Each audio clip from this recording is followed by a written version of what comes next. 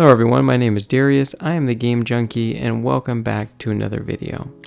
In today's video, we'll be modding this PS5 DualSense controller, transforming it from the stock white color into something extraordinary.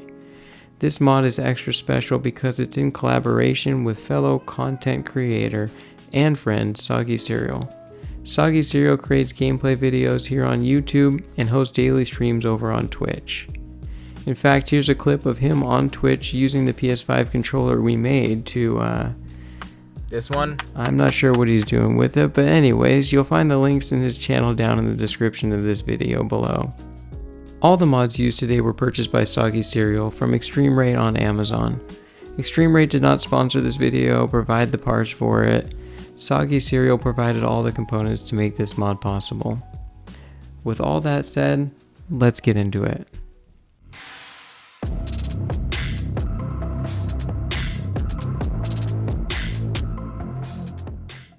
To get started, we'll grab a spudger, either the one provided by ExtremeRate in the kit or one of our own. Using the spudger, we want to pry off the centerpiece starting at the corners. There's clips all around that need to be unclipped, and once those are unclipped, the centerpiece will come out nice and easy.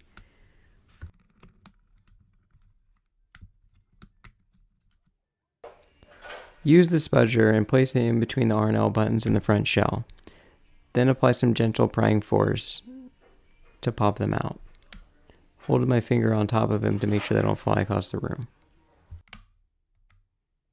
With that center shielding removed, we've got two screws at the bottom of the handhelds. These are Phillips point screws, and they just need to be removed like so. There's also two screws on the L and R, right below the L2 and R2, that need to be removed as well. These are also Phillips head screws.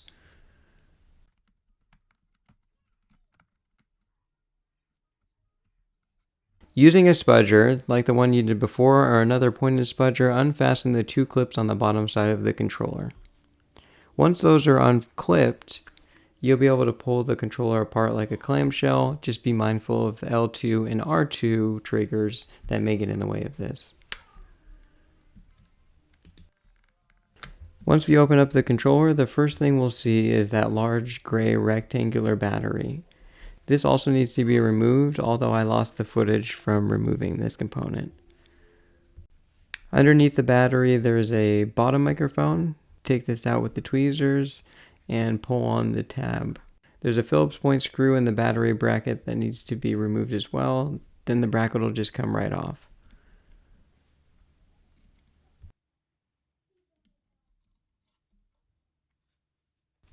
There are ribbon cables on each side of this main board. They're connecting the main board to the DualSense components. There's hard plastic tabs that are pretty rigid, making it easy to remove the ribbon cables.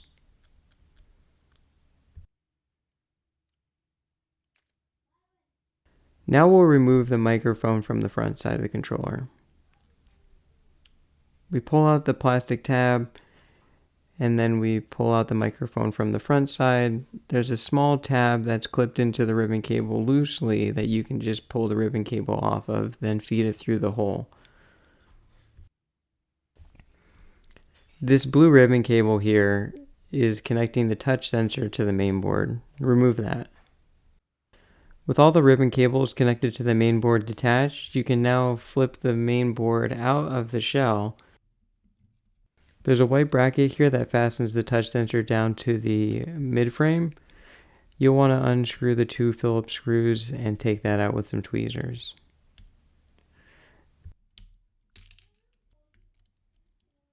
Lastly, holding the mid-frame to the front shell are two Phillips point screws, one on each DualSense motor. After unfastening these screws, we can pull the mid-frame up and out of the front shell housing. Now remove the membrane pads and the buttons.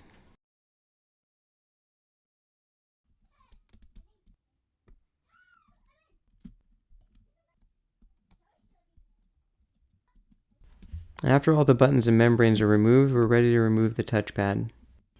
The touchpad can be removed now, but we'll have to remove the black bracket at some point, so I'll remove it right now. Be a little bit mindful when removing the black bracket from the back of the touch sensor, as the ribbon cable goes through the black bracket. Now I'll remove the remaining membranes that are still in the controller, as well as this clear frame that illuminates the LEDs. The membranes need to go into the new controller shell because the button kit from ExtremeRate does not include membranes, only buttons.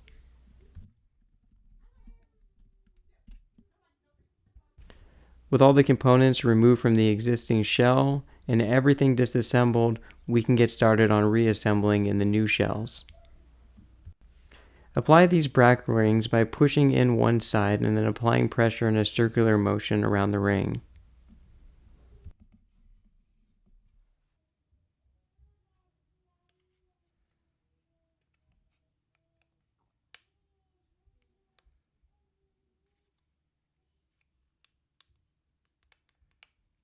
Now, since we haven't already done so, it's time to remove the touch sensor's board from the faceplate. Using a heat gun, apply heat to the front side of the faceplate to loosen up the adhesive that's on the board.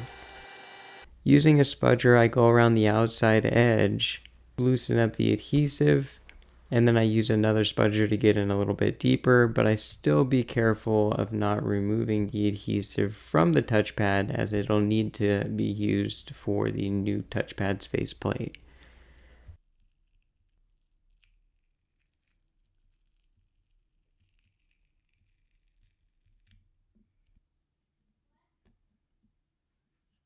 With the new faceplate in hand, we grab the touch bar's board and place it down on those protruding dots coming out of the new faceplate.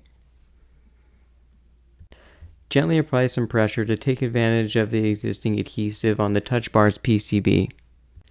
Now take that black bracket, feed the ribbon cable through the hole in the bracket, and then push it down on the two screw posts. We can actually attach the black bracket to the front faceplate right now using those two Phillips point screws.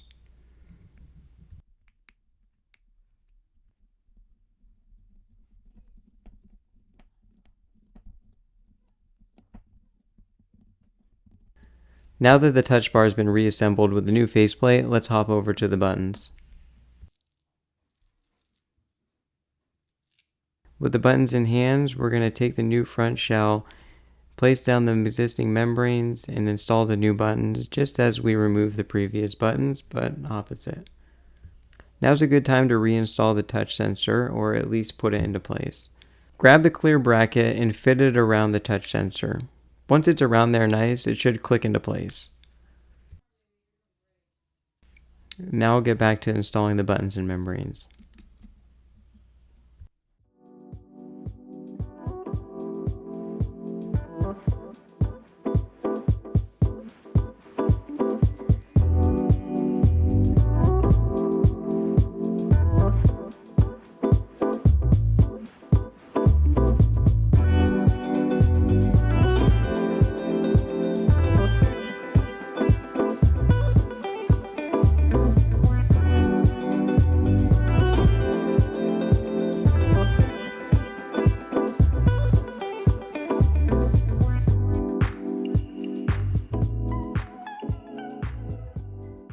Now's a good time to take the mid-frame and the main board, hold down on the main board, and pull up gently on the joysticks to remove them.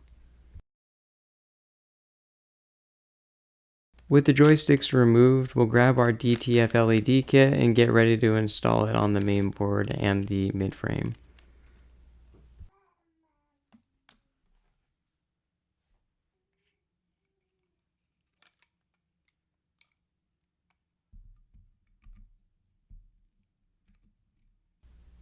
Notice on the DualSense controller's mid-frame, there's a flexible PCB that Sony is using for the button pads.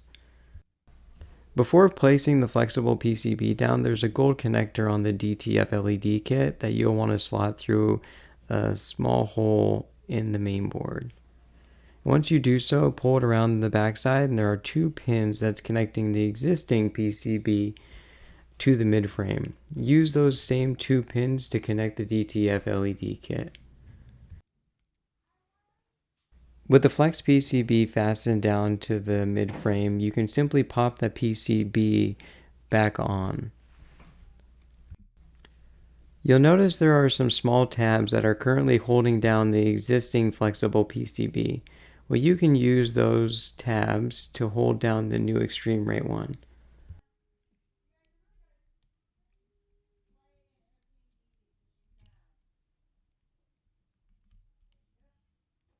Underneath the two circular pads are two adhesive strips that need to be removed to expose the adhesive on the flexible PCB. The adhesive will go right on the metal part of the joystick.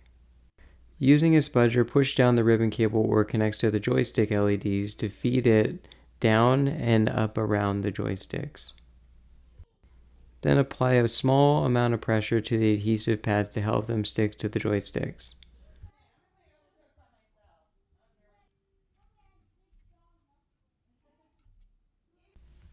There are two more adhesive pads, one on each of the start and select buttons. Remove those adhesive pads and apply some gentle pressure down to fasten them.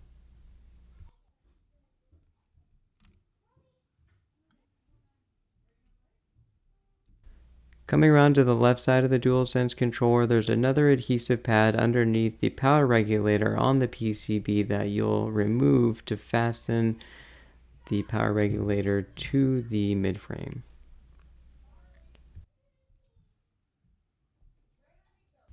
With the DTF LED kit completely installed, you can install the new joysticks by pressing down gently on the joystick posts. They only go on one way, so be mindful of that. To place the midframe and PCB down into the front controller housing, you'll just need to line up the joysticks into the front controller housing and gently wiggle it in there until it slides in. One of the things that I forgot to do was reinstall that white bracket that fastens the touch bar to the midframe. So I'm going to do that now.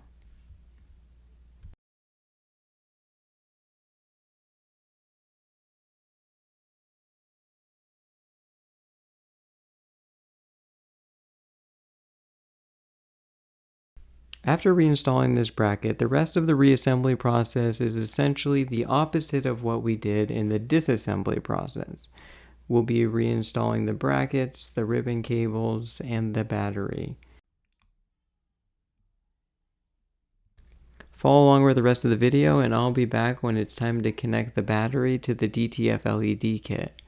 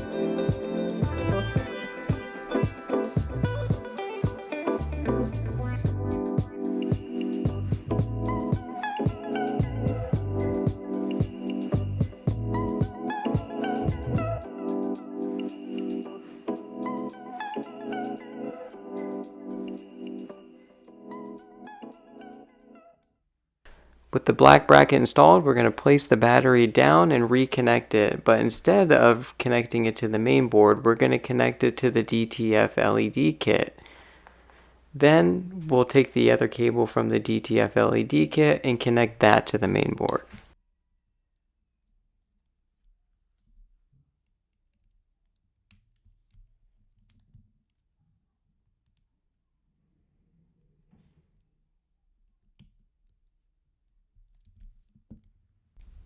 Route the cables in the empty spaces of the DualSense controller, but do be sure not to route it underneath the R2 trigger, as that will get in the way of your functionality. With everything reassembled, that's basically a wrap on our DTF LED kit installation and our controller modification. The fit and finish on these components from ExtremeRate is quite nice, and the soft touch is nice as well. It feels soft on your hands, but I do worry a little bit about the durability of that soft touch material. Having experience with other soft touch materials from other products in the past, I know that stuff doesn't hold up forever because the plastic wears out over time. With the fit and finish of these ExtremeRate components being so nice, I think it's worth checking it out if you're looking to customize your controller. Everything clicks into place as it should, nothing fit out of place, all the snaps were there when reassembling the controller. And of course, it feels really nice to use with that soft touch material. The DTF LED kit is nice and bright, and it's got controls so you can change the colors whenever you want to. Stick around to the end of the video to see how you can change those colors using button press combinations.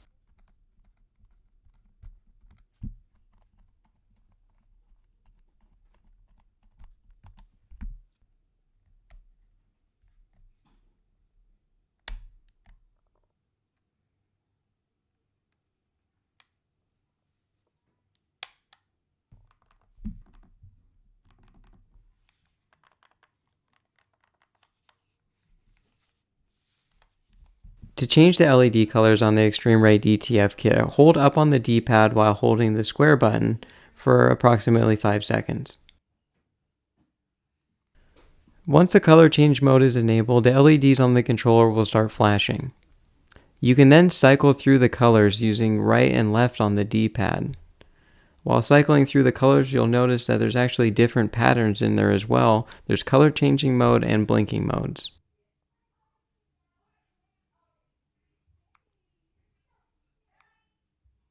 To turn the LEDs off completely, hold up and right on the D-pad while holding down the square button for approximately 5 seconds or until the LEDs turn off. And that's it. As I mentioned earlier in the video, these ExtremeRate components present a great opportunity for you to customize your PS5 controller, and with all the different components on offer from ExtremeRate, you can pretty much modify your PS5 controller in any way you want to. Thank you for taking the time to check out this video. I hope you enjoyed it, and thank you for tuning into the Game Junkie. I really appreciate your support, so if you've got any comments, please sound off in the comments below. I try to read every comment and respond to each one of them as well. If you've got any recommendations for future videos, or if you've got any feedback on this video, let me know. Thank you again for watching, and I hope to see you in the next video.